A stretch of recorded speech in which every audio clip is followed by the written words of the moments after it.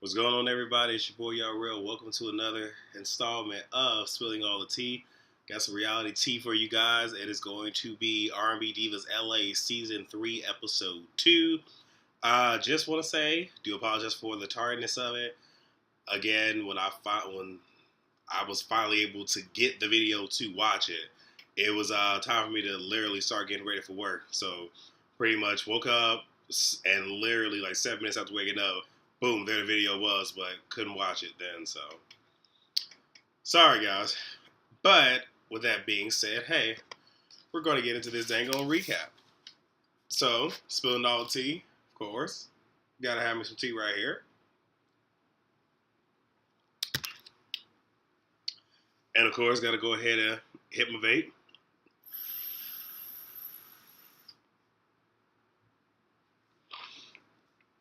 In the event you guys are wondering what's in there, it's actually Cloud Chasers Fire Blast. Got this at 6 milligrams of nicotine, so put that out there. So we start off with Little Mo meeting with Brave, finally bringing her in.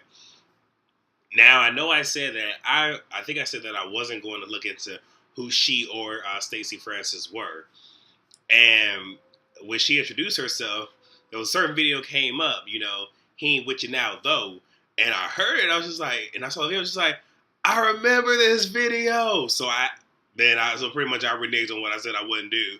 And I went back because I wanted to not only see the video again, but hear her vocals and see how strong they were. And I even did a little bit more searching after the video. And yeah, I'm going to be completely honest. I haven't, the only song that she gave me vocals that I was able to find was He Ain't With You Now Though. All the other ones are just almost like her harmonizing almost, but not really, giving something. I'm going to say this. I hope since she's on this show that she going to come. All right, because all the females that she's on here with, minus the other one we ain't been introduced to yet, they all can blow. All right, they all can do some damage in their own respective right. So she going to have to break. But they meet up, and Lil Mo says, I'm going to meet up with my girl. Need y'all to remember that for later.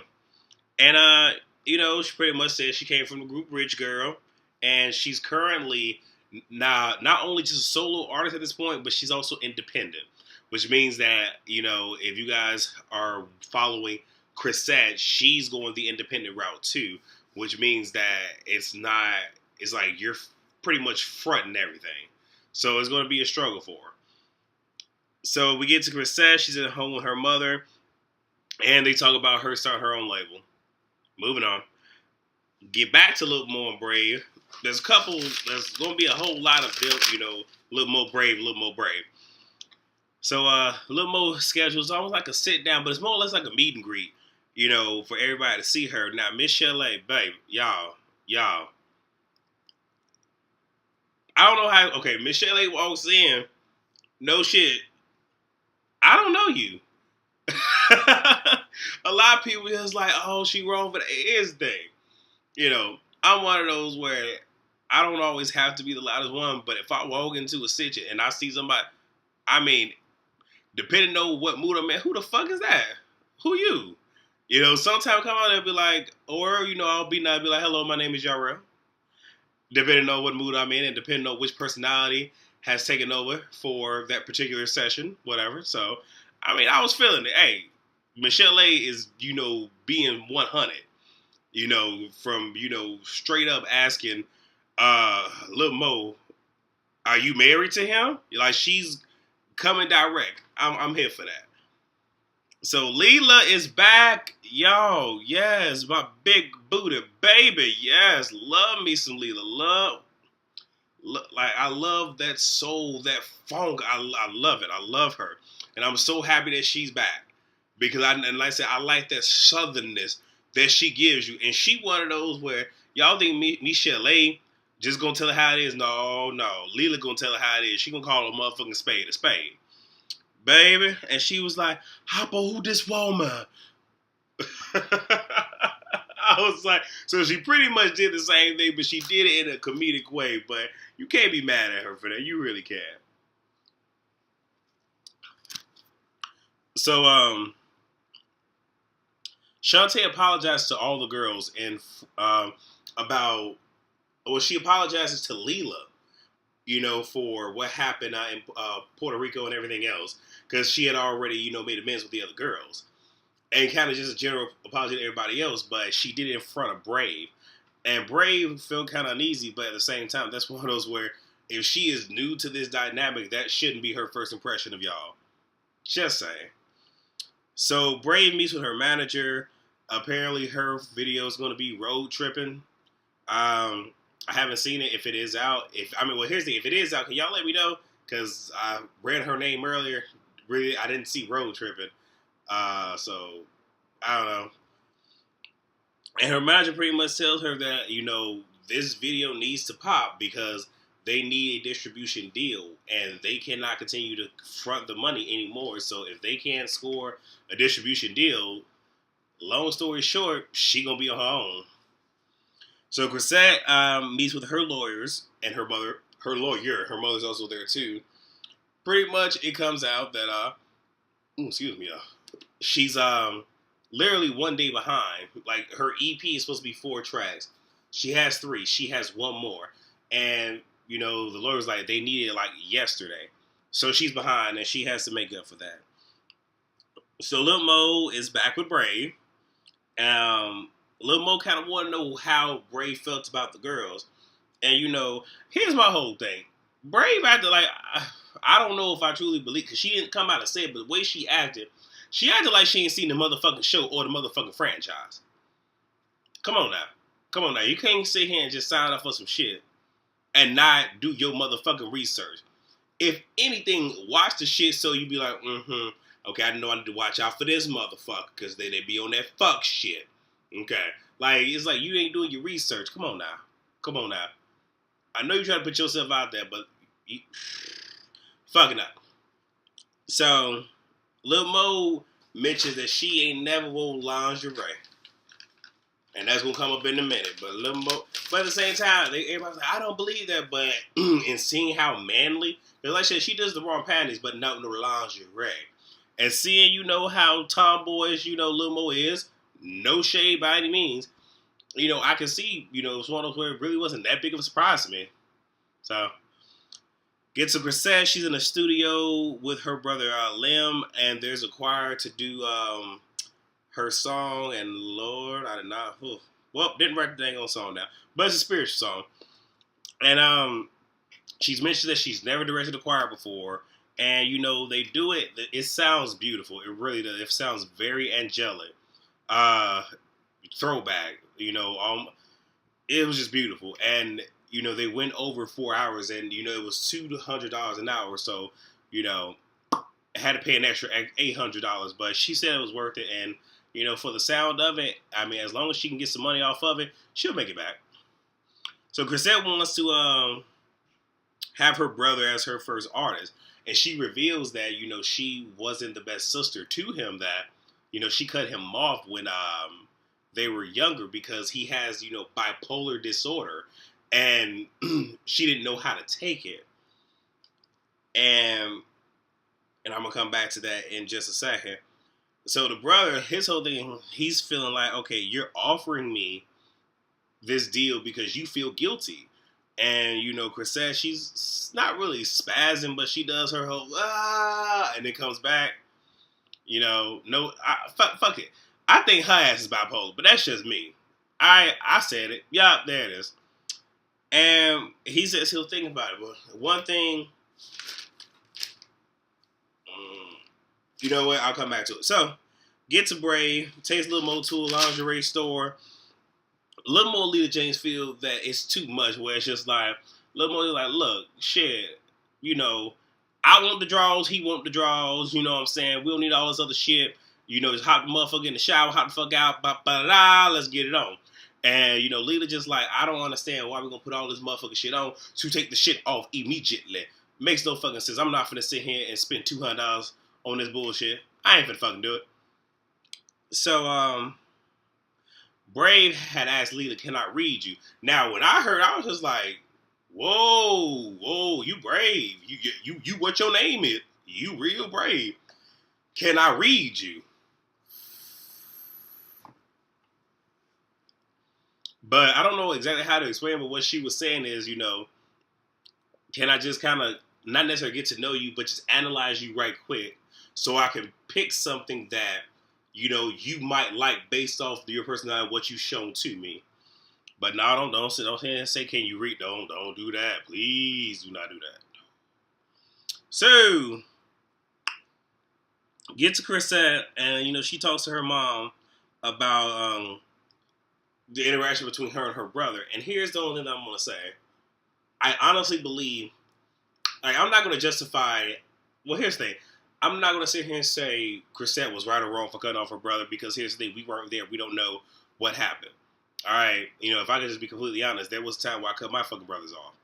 I had my fucking reason. We're all in a better place. We're all grown. And, we've dealt with what it is that we dealt with.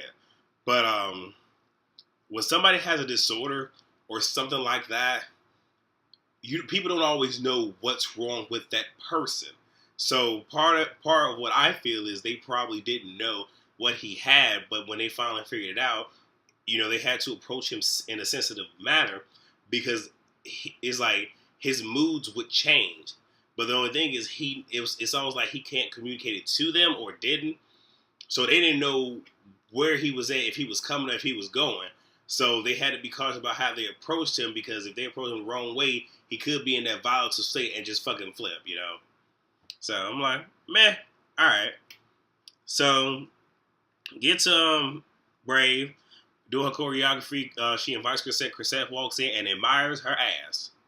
I ain't mad at you. Chrisette is comfortable with her motherfucking skin. She said she got a big ass. Okay. The only thing that I kind of got a little bit upset with is, she did a whole lot of motherfucking talking, where it's just like, she is, I think Lil Mo said it best in a minute, where it's just like, she's giving herself the flowers before you do. But it's one of those where it's like, Chrisette even said in her confessional, hey, she got it, so I'm going to just let her have it. And you might need to take a step down, Brave. I'm just saying, until you give me them vocals, you're going to need to come off your motherfucking high horse, boo-boo. Just saying. So, Little Mo invites Chrisette and Lita to her house. And then Lil Mo reveals that they're really not BFFs. They just know of each other through mutual parties. Which kind of fucked me up, because here you talking about, oh, this is my girl. We both from, I believe they from Baltimore and all this other shit. So now it's almost like, now that, I already know her, but I don't know how to fucking feel about that. And it's almost like she kind of sold her up the river a little bit. The girls are not really going in, but they're talking mad shit. Like, they're telling their stories of what happened. But they adding that extra oomph onto it.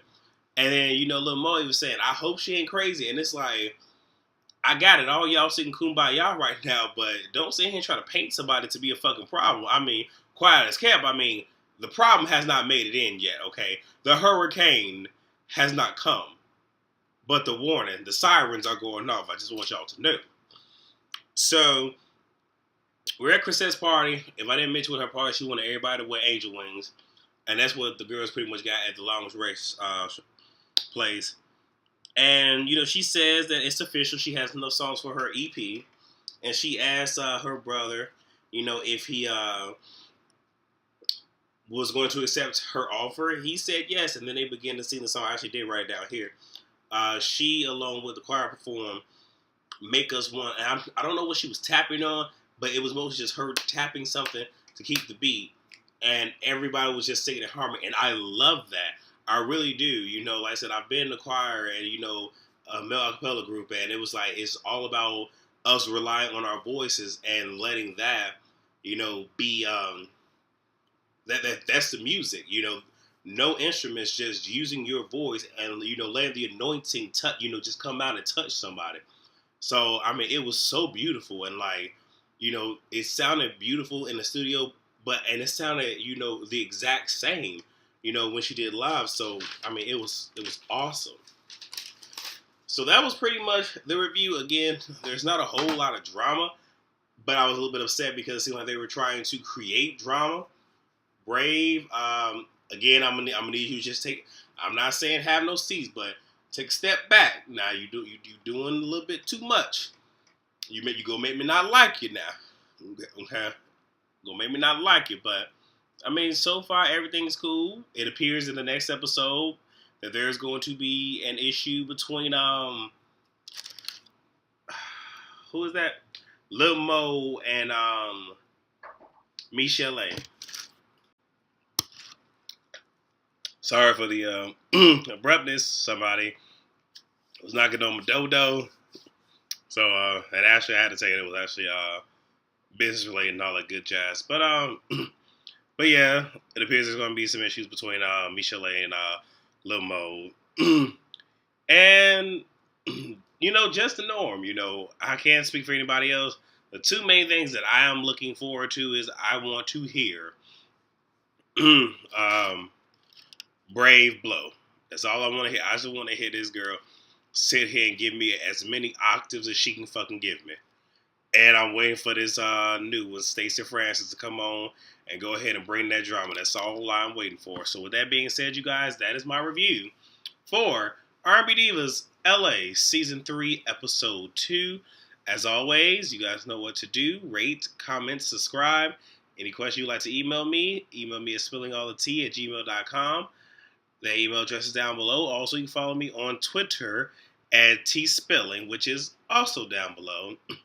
And as I always say, you guys, I spill the tea so you guys can catch it. I'm going to go ahead and drink some more. I'm not going to finish this off because I'm just We'll be on cruise control right now because, it's Friday almost night and I'm going to need to, But as I always say, you guys, thank you. I love you all. I appreciate all the support. Until next time, I'll see you guys later.